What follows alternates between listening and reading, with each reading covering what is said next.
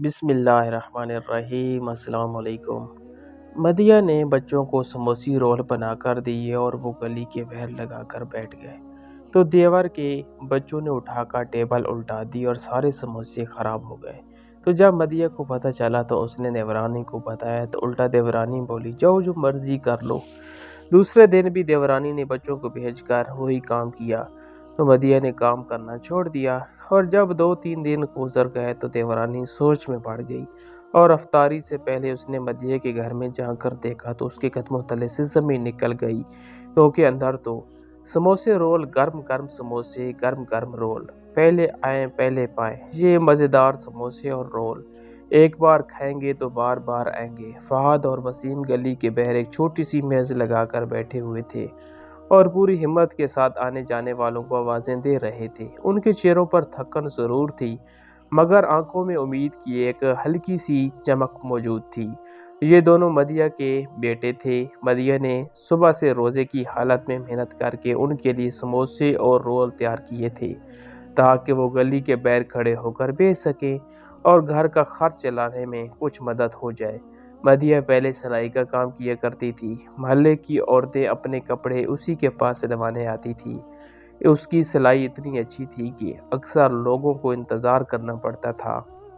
مگر چند دن پہلے ایک بدقسمت حادثہ پیش آیا۔ مدیہ سیڑھیوں سے پھسل کر گر گئی تھی اور اس کے کندھے پر بری طرح چوٹ آئی تھی۔ ڈاکٹر نے سختی سے منع کر دیا تھا کہ کچھ دن تک وہ مشین پر نہ بیٹھے۔ اس حادثے نے پہلے سے کمزور گھر کو مزید مشکل میں ڈال دیا تھا۔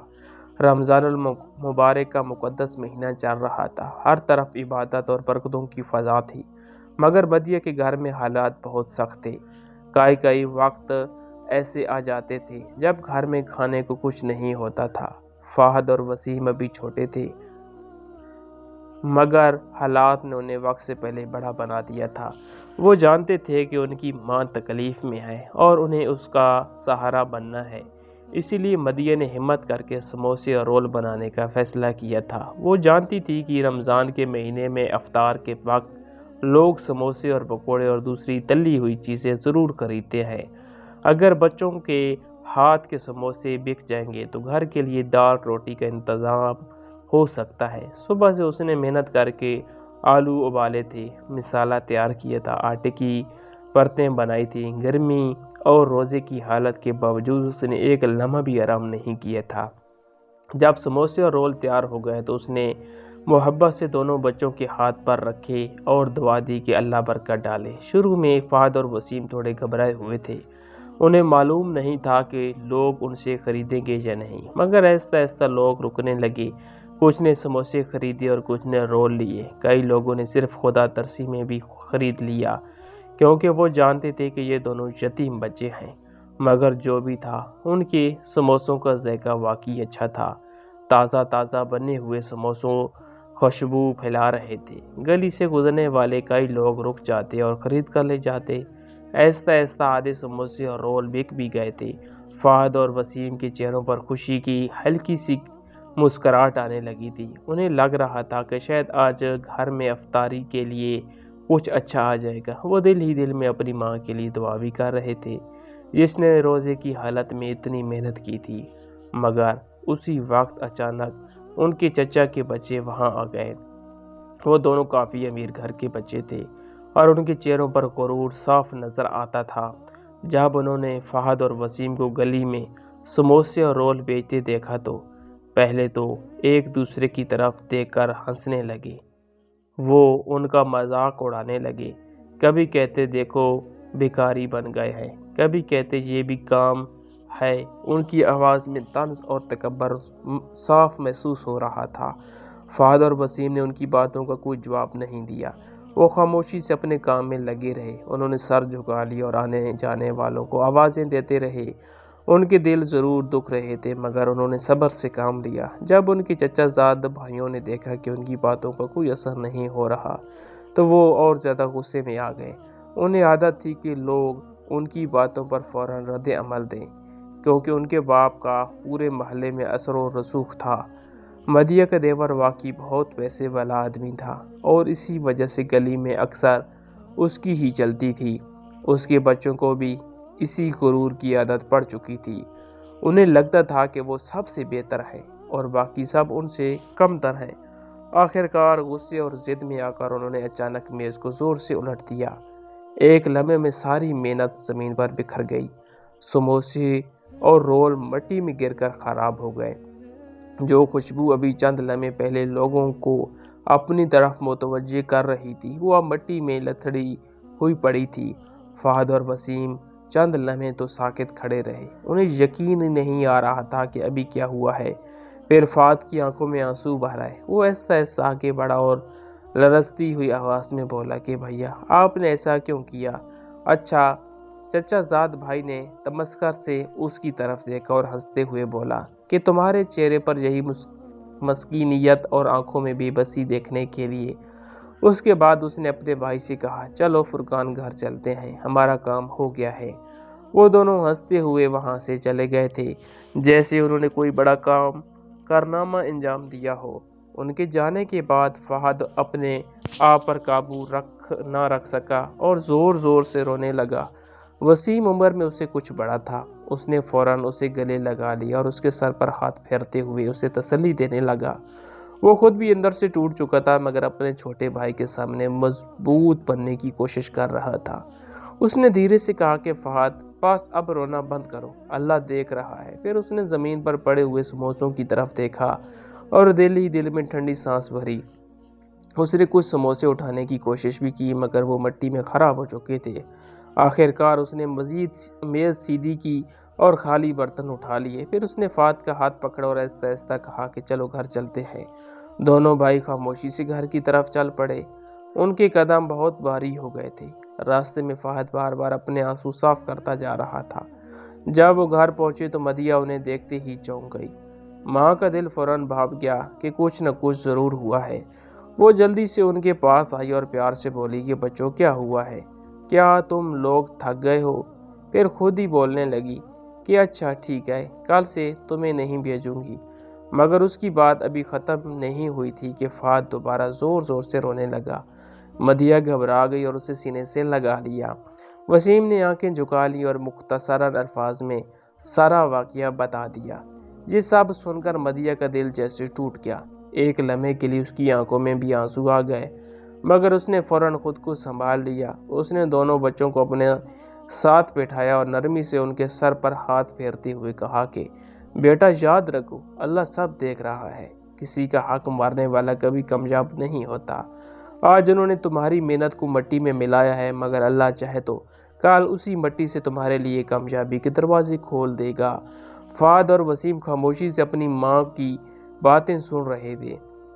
ان کے دل ابھی بھی دکھ سے بھرے ہوئے تھے، مگر ماں کی باتوں سے انہیں تھوڑا حوصلہ ضرور مل رہا تھا۔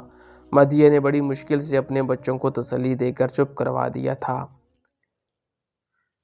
فہد کے آنسو تھمنے کا نام نہیں لے رہے تھے اور وسیم بھی بظاہر مضبوط بننے کی کوشش کر رہا تھا، مگر اس کی آنکھوں میں چھپی اداسی صاف نظر آ رہی تھی۔ مدیہ نے دونوں کو اپنے ساتھ بٹھا کر پیار سے ان کے سر سہلائے اور انہیں سمجھانے لگی کہ بیٹا، زندگی میں ایسے لوگ بھی ملتے ہیں جو دوسروں کو تکلیف سمجھنے کے بجائے اس کا مذاق اڑاتے ہیں، مگر اللہ سب کچھ دیکھتا ہے۔ جو ظلم کرتا ہے اسے ایک دن ضرور جواب دینا پڑتا ہے۔ بچوں نے ماں کی باتیں خاموشی سے سن لیں۔ فہد نے آہستہ سے سر ہلایا اور پھر وسیم کے کندھے پر سر رکھ کر بیٹھ گیا۔ مدیہ نے ان کے لیے پانی لیا اور انہیں آرام کرنے کو کہا۔ کچھ دیر بعد دونوں بچے تھکن اور رونے کی وجہ سے وہیں چارپائی پر لیٹ گئے اور آہستہ آہستہ سو گئے، مگر مدیہ کی آنکھوں سے نیند کوسوں دور تھی۔ وہ ایک کونے میں بیٹھی بچوں کے چہروں کو دیکھتی رہی۔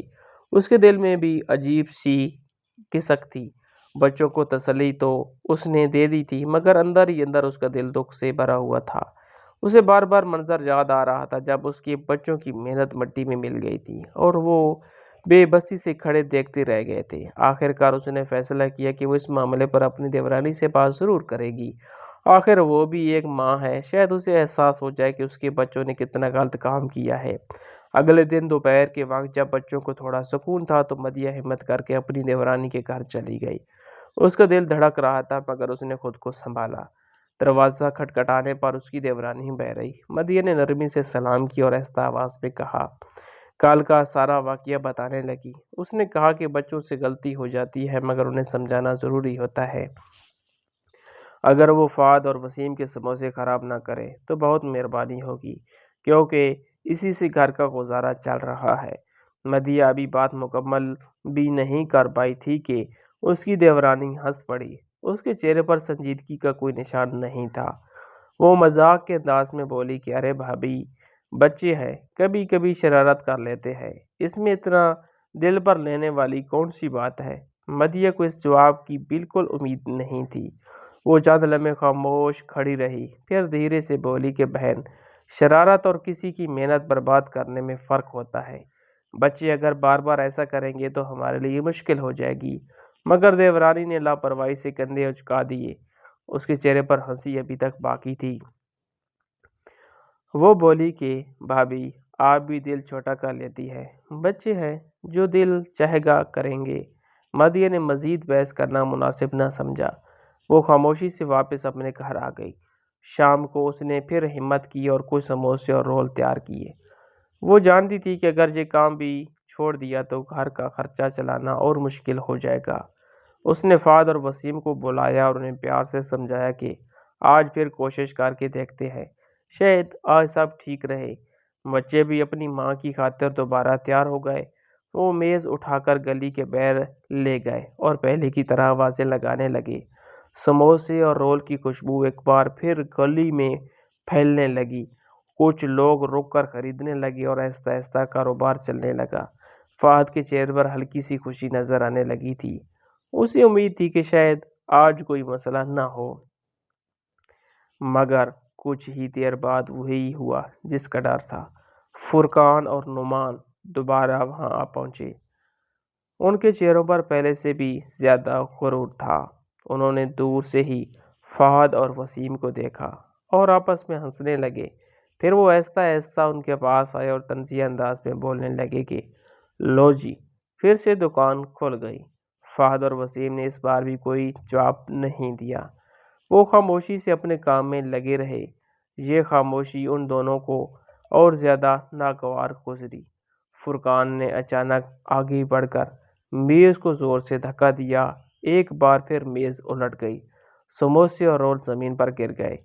گرم گرم سموسے مٹی میں لتھڑ گئے اور رول ادھر ادھر بکھر گئے۔ فرقان اور نعمان زور زور سے ہنسنے لگے اور پھر بغیر کسی خوف کے وہاں سے چلے گئے۔ فہد اور وسیم اس بار بھی خاموش کھڑے رہے۔ فہد کی آنکھوں میں آنسو بھر آئے تھے مگر اس نے خود کو روکے رکھا۔ وسیم نے گہری سانس لی اور خاموشی سے برتن سمیٹنے لگا۔ کچھ دیر بعد دونوں بھائی خالی ہاتھ کر واپس آ گئے۔ مدیہ نے جب انہیں اس حالت میں دیکھا تو اس کا دل پھر سے بیٹھ گیا۔ اس نے ساری بات سنی اور ایک لمحہ ضائع کیے بغیر اپنی دیورانی کے گھر جا پہنچی۔ اس بار اس کے دل میں دکھ زیادہ تھا۔ اس نے دیورانی کو سارا واقعہ بتایا اور کہا کہ آپ کے بچوں نے دوبارہ ہی وہی حرکت کی ہے، آپ انہیں سمجھا دیں، ہم پہلے ہی بہت مشکل میں ہیں۔ مگر اس کی دیورانی نے اس بار بھی سنجیدگی نہیں دکھائی۔ وہ ہنستے ہوئے بولی کہ جو مرضی کر لو، ہمارے بچے تو ایسے ہی ہیں، اگر تمہارے سموسے خراب ہو جاتے ہیں تو ہم کیا کریں؟ یہ الفاظ سن کر مدیہ کا دل جیسے اندر سے ٹوٹ گیا۔ اس نے ایک لمحے کے لیے دیورانی کی طرف دیکھا مگر پھر کچھ کہے بغیر واپس پلٹ آئی۔ گھر آ کر وہ کافی دیر تک خاموش بیٹھی رہی۔ اس کے ذہن میں ایک ہی بات گھوم رہی تھی کہ اگر ہر روز یہی ہوتا رہا تو اس کی ساری محنت ضائع ہو جائے گی۔ اگلے چند دنوں تک یہی سلسلہ چلتا رہا۔ جب بھی فہد اور وسیم سموسے بیچنے کے لیے میز لگاتے، فرقان اور نعمان آ کر اسے گرا دیتے اور ساری محنت برباد کر جاتے۔ آخر کار ایک دن مدیہ نے دل پر پتھر رکھ کر فیصلہ کر لیا۔ اس نے اپنے بچوں کو اپنے پاس بٹھایا اور نرمی سے کہا کہ بیٹا، اب ہم یہ کام نہیں کریں گے۔ فہد اور وسیم نے حیرت سے ماں کی طرف دیکھا مگر اس کی آنکھوں میں اتنی تھکن اور دکھ تھا کہ وہ کچھ کہہ نہ سکے۔ مدیہ نے ایسا سے کہا کہ اللہ نے چاہا تو کوئی اور راستہ ضرور نکل آئے گا، مگر میں ہر روز تمہاری محنت کو یوں مٹی میں ملتے نہیں دیکھ سکتی۔ فہد اور وسیم خاموشی سے اپنی ماں کی بات سن رہے تھے۔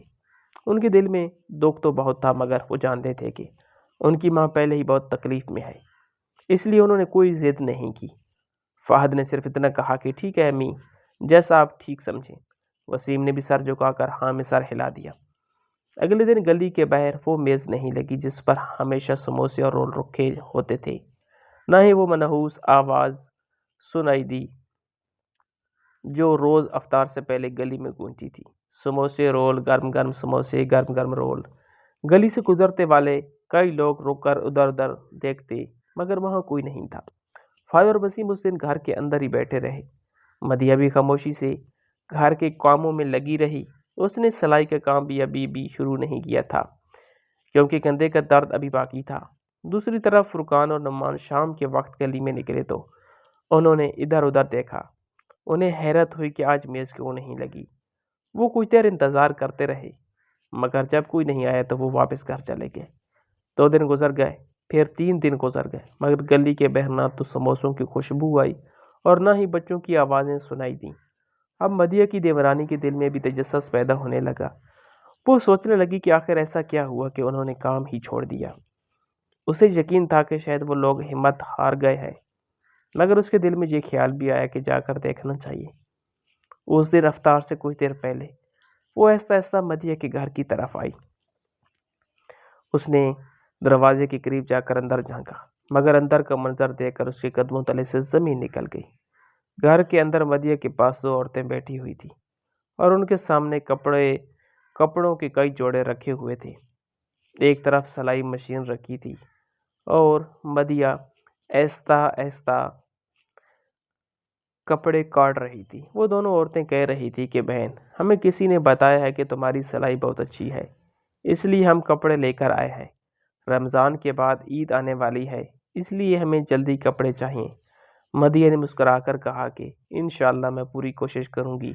اصل میں 2 دن پہلے محلے کی ایک نیک دل خاتون کو مدیہ کے حالات کا علم ہو گیا تھا۔ اس نے کچھ لوگوں کو بتا دیا کہ ایک بیوہ عورت ہے جو بہت محنتی ہے مگر مشکل میں ہے۔ بس پھر کیا تھا، آہستہ آہستہ کئی عورتیں اس کے پاس کپڑے لے کر آنے لگی۔ کسی نے زکوٰۃ کے پیسے بھی دے دیے اور کسی نے راشن رکھوا دیا۔ مدیہ نے وہ پیسے سنبھال کر رکھ لیے تھے اور اب اس نے ہمت کر کے دوبارہ سلائی شروع کر دی تھی۔ اگرچہ کندھے میں ہلکا درد تھا مگر اس کے چہرے پر اطمینان تھا کیونکہ اب اسے امید نظر آ رہی تھی۔ فہد اور وسیم بھی ایک کونے میں بیٹھے کپڑے تہہ کر رہے تھے اور اپنی ماں کا ہاتھ بٹھا رہے تھے۔ ان کے چہروں پر پہلے جیسے اداسی نہیں تھی۔ دیورانی یہ سب دیکھ کر حیران رہ گئی۔ اسے توقع نہیں تھی کہ مدیہ کے حالات اس طرح سنبھل جائیں گے۔ وہ خاموشی سے واپس اپنے گھر آ گئی۔ اس کے دل میں عجیب سی بے چینی پیدا ہو گئی تھی، مگر ابھی اس کے لیے اصل جھٹکا باقی تھا۔ اسی شام جب وہ افطار کی تیاری کر رہی تھی تو اچانک اس کے شوہر کا گھبرایا ہوا فون آیا۔ اس نے بتایا کہ فیکٹری میں اچانک آگ لگ گئی ہے اور بہت زیادہ نقصان ہو گیا ہے۔ یہ خبر سنتے ہی اس کے ہاتھ سے فون گر گیا۔ چند ہی دنوں میں حالات اور خراب ہو گئے۔ فیکٹری کا بڑا حصہ جل چکا تھا اور قرضے بھی بہت زیادہ تھے۔ نقصان پورا کرنے کے لیے انہیں قرضہ لینا پڑا۔ آہستہ آہستہ ان کے گھر کے حالات بھی خراب ہونے لگے۔ پہلے گاڑی بکی، پھر قیمتی سامان فروخت کرنا پڑا۔ کچھ عرصے بعد قرض اتارنے کے لیے انہیں گھر کا ایک حصہ بھی بیچنا پڑ گیا۔ دوسری طرف مدیہ کے حالات آہستہ آہستہ بہتر ہونے لگے۔ اس کی سلائی کا کام دن بہ دن بڑھنے لگا۔ عید قریب آ رہی تھی، اس لیے کپڑوں کے آرڈر بہت زیادہ ہو گئے تھے۔